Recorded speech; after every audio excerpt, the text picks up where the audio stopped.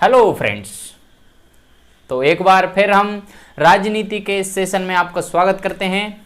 तो आइए बात कर लेते हैं हम 1861 के अधिनियम की, जो कि हमने पिछली वीडियो में पढ़ा या उसके बारे में हमने समस्त जानकारियां ली। ठीक है, तो आज हम पढ़ने वाले हैं 1873 का अधिनियम, जो कि छोटे छोटे अधिनियम हैं 1873 और 1876 का। नॉर्मली टीचर्स इसको पढ़ाते नहीं हैं, परंतु यह इम्पोर्टेंट है और इसकी इम्पोर्टेंट कितनी है, ये इम्पोर्टेंट कितना है, ये आप इसको पढ़ने के बाद खुद ही जान जाएंगे। ठीक है, तो उसको पढ़ने से पहले आपका स्वागत करते हैं हम चरण कोचिंग क्लासेस में, और उसी के साथ स्टार्ट करते हैं आज का हम राजनीति का सेशन। तो ठीक है फ्रेंड्स, जैसा कि हमने पिछले एक्ट में जाना 1861 का भारत सरकार अधिनियम जो हमने पढ़ा, उसमें हमने जाना कि भारतीयों को केंद्रीय विधान परिषद में बैठने की अनुमति मिल गई।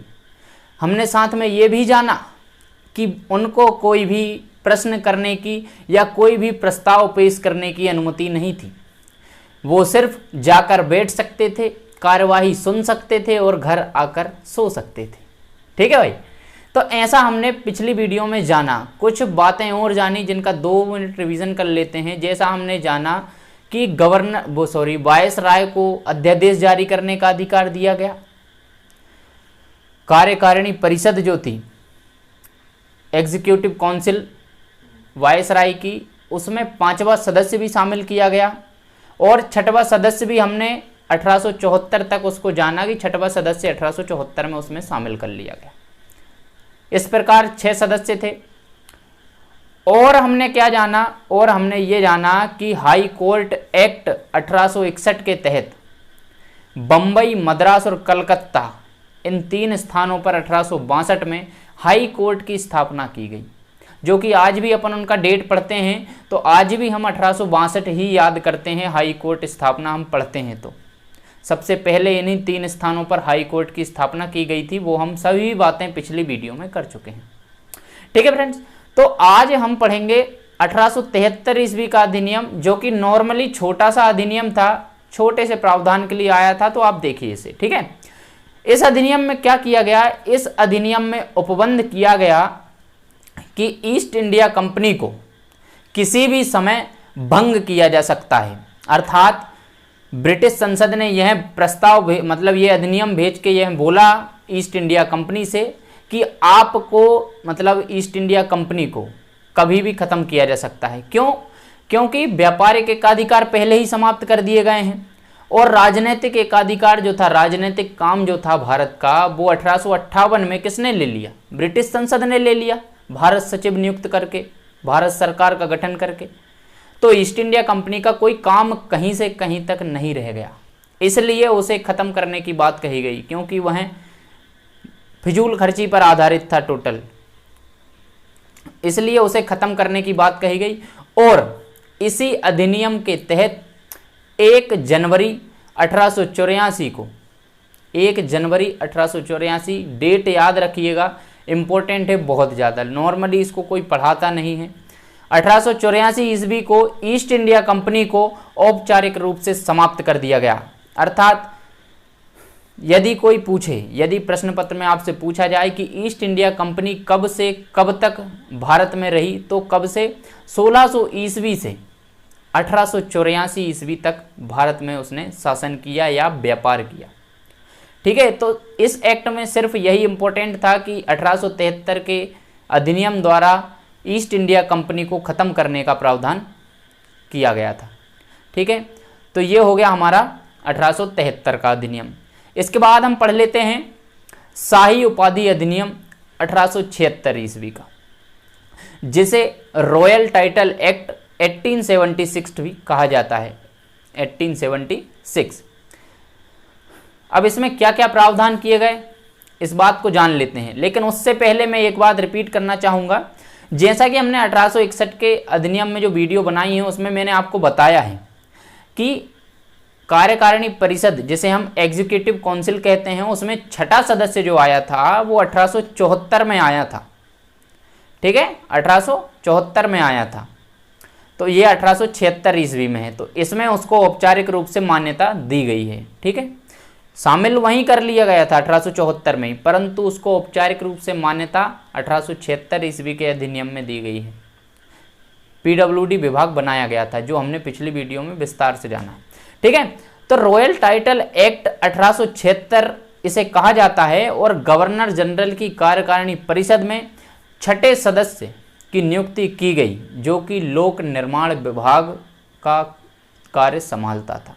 अर्थात पीडब्ल्यूडी विभाग जो कि हम आज देखते हैं, पीडब्ल्यूडी विभाग की स्थापना उस समय कर दी गई थी, सोचिए आप।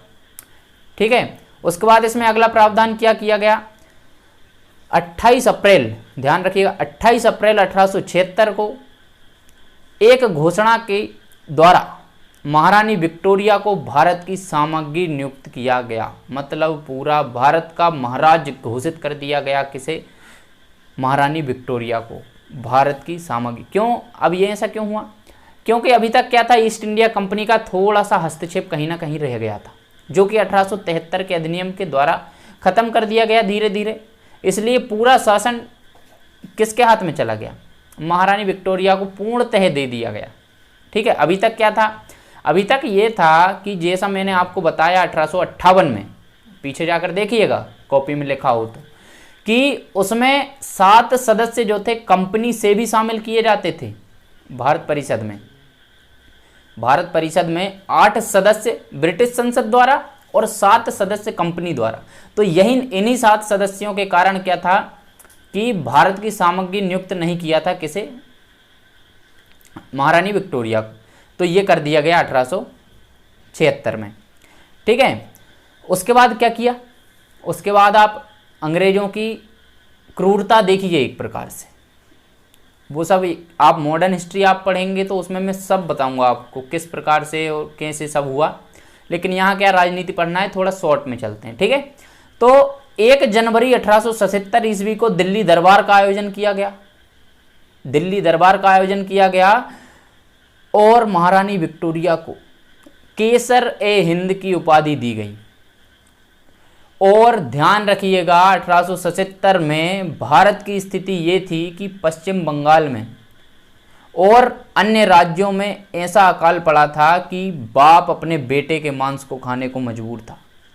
ये स्थिति थी, भारत में खाने का दाना नहीं था और 70 करोड़, उस समय का 70 से 90 करोड़ रुपए खर्च करके दिल्ली दरबार का आयोजन किया गया। आप सोचिए अंग्रेजों की क्रूरता की, एक और वो है कि भारत में खाने को दाने नहीं है, और एक और इतना भव्य कार्यक्रम करा दिया गया।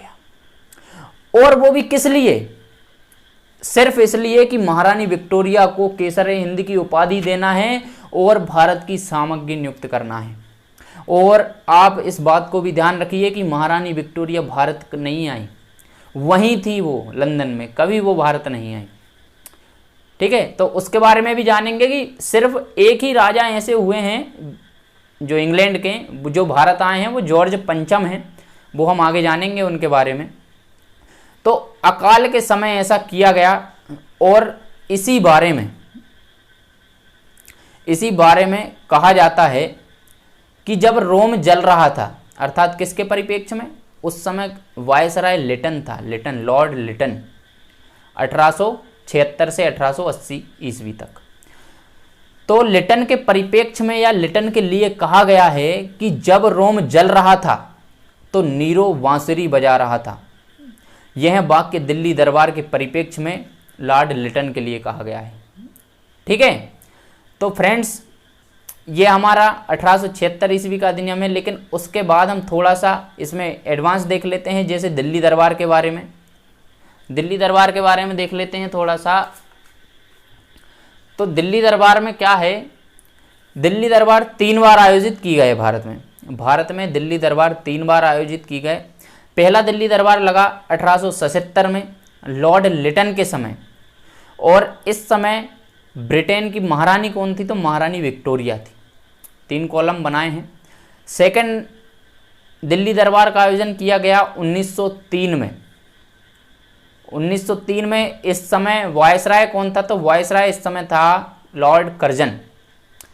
उसके बाद इसी में देख लेते हैं महाराजा कौन थे वहाँ के, तो एडवर्ड सप्तम, महारानी विक्टोरिया के स्थान पर महारानी विक्टोरिया 1837 से 1901 तक रहीं, और 1901 से कौन बन गए थे, तो एडवर्ड सप्तम बन गए थे। और उसके बाद थर्ड दिल्ली दरबार का आयोजन किया गया लॉर्ड हार्डिंग के समय, जो कि भारत के वायसराय थे उस समय, लॉर्ड हार्डिंग के समय किया गया। और इस समय इंग्लैंड के राजा, उस समय इंग्लैंड के राजा कौन थे, तो जॉर्ज पंचम थे। ठीक है, और यही मैंने आपको बताया कि 1911 में पहली बार इंग्लैंड के राजा या क्राउन पहली बार भारत आए थे, जो कौन थे, जॉर्ज पंचम और मैरी। और इतिहास में हम जानेंगे कि इन्हीं की राज यात्रा में, जब ये आए थे 1911 में, तो राज यात्रा निकाली गई थी भव्य, उसी में बम फोड़े गए थे राजबिहारी घोष के द्वारा। तो वो सब हिस्ट्री का पॉइंट है, हम उसमें जानेंगे। ठीक है, तो फ्रेंड्स ये था हमारा आज का अधिनियम। उसके बाद हम आज के बाद बात करने वाले, मतलब अभी नेक्स्ट बात करने वाले हैं 1892 के भारत परिषद अधिनियम के बारे में। 1892 के भारत परिषद अधिनियम की हम बात करने वाले हैं। आइए देखते हैं उसके बारे में।